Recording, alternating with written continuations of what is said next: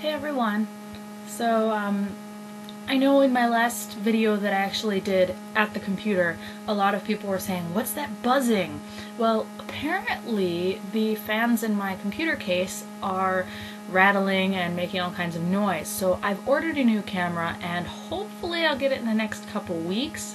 I managed to get one with a really good microphone, so it'll also double that I can record my own music, which would be really good.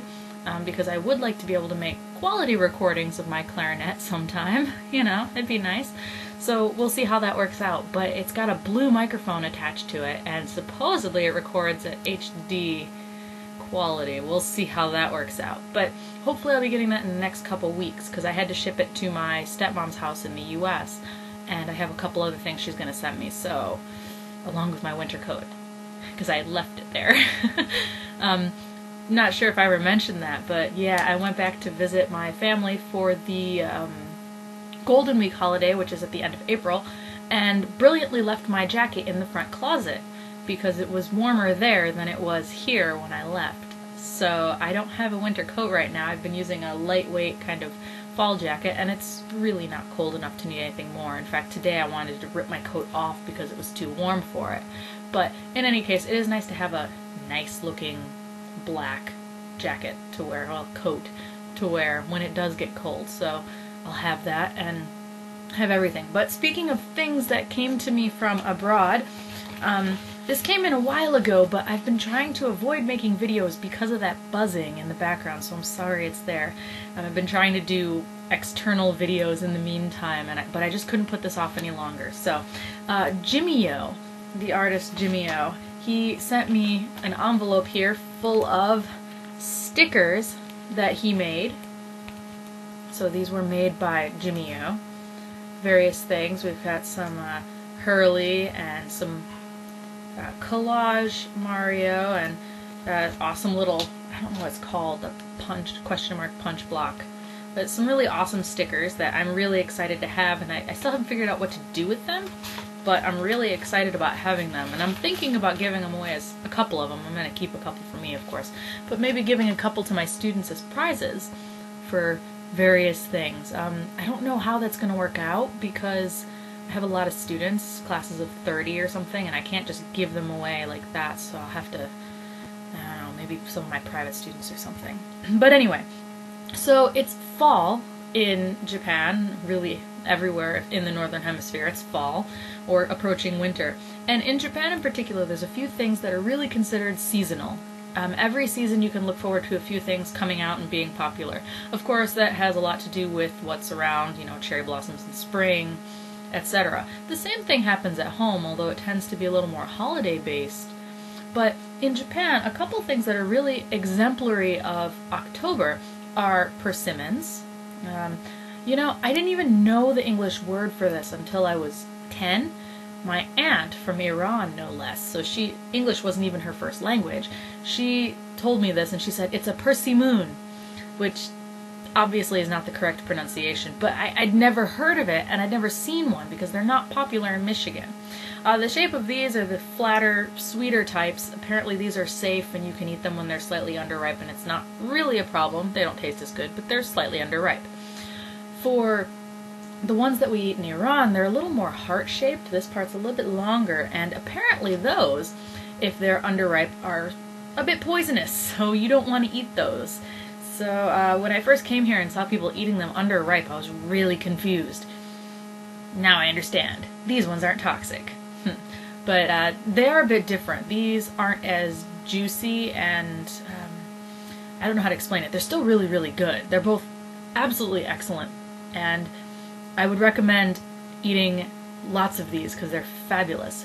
But they're very different, and don't eat an underripe, long, heart-shaped one. The other thing that's super popular in Japan this time of year are chestnuts. And I have this one here, which you'll notice it's quite big. It's huge, I mean twice the size of your average chestnut. This one came from a student yesterday. I took a bunch of kids trick-or-treating after a lesson that I taught, because I teach a random group lesson once a month for little kids. But anyway, we went trick-or-treating. Some of the parents organized it, and it was great. And one of the women in one of the buildings we went to cooked up a bunch of chestnuts for the kids, and she made a big pot of them and gave them out to the kids. And one girl saw how fascinated I was by this giant chestnut, because I've never seen one this big before. And I was just looking at them, and I think she saw my eyes coming out of my head, because they were so just amazing to my mind, because chestnuts are really good. And such a sweet little girl, she went and got two so she could bring one back and gave it to me. So here I am with my, cat mask and cat ears and everything on, and this little girl in like a little princess costume is coming up and saying, "Here you go." It was really, really great. One of those high points, when people are going to ask me some of my high points in teaching, this is going to be one of them.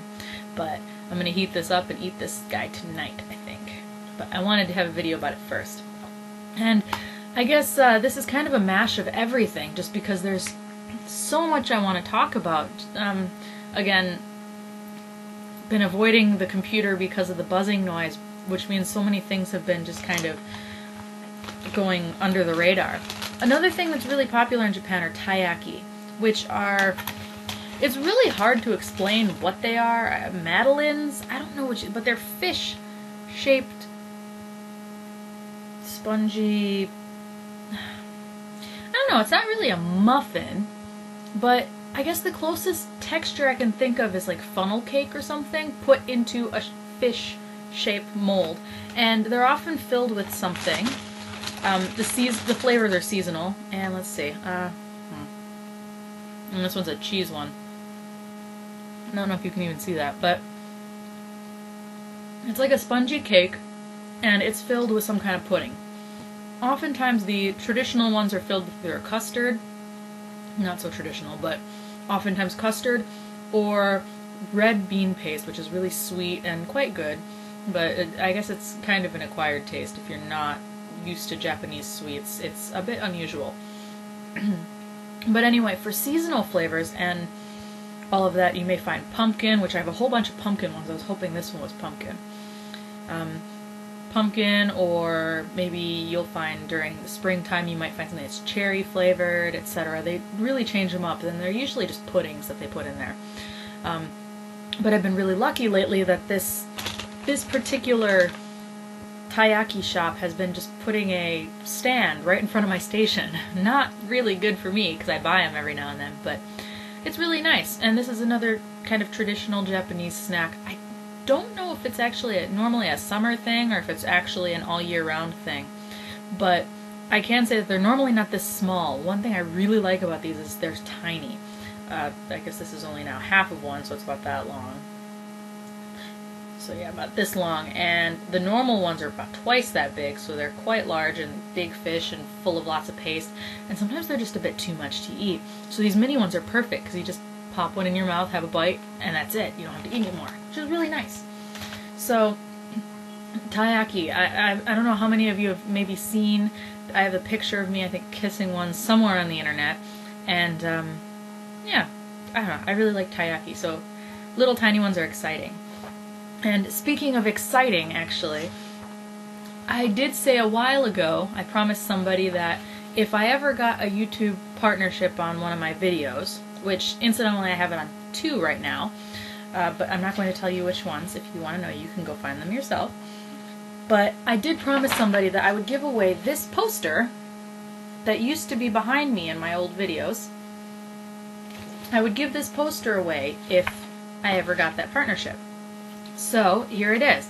I'm going to give this away, but I have to, promote something. And I really did want to give this away in time for Halloween, but again, avoiding the camera has caused it to come a little late, so sorry about that. But you can still have my awesome poster, and I'll mail it to anyone, anywhere in the world. But what I'd like you to do is I'd like you to make either a video or a post or something replying to this video. And I want you to put some kind of art in it. Whatever your artistry means, that's fine. If you write music, you can post a song. Please don't take anything from somebody else, though. It has to be original. You can write poetry, you can write short stories, you can, do something like that, I don't know, interpretive dance, anything like that. That's just creative. If you want to make it about Halloween or something like that, that's fine, but it absolutely doesn't have to be.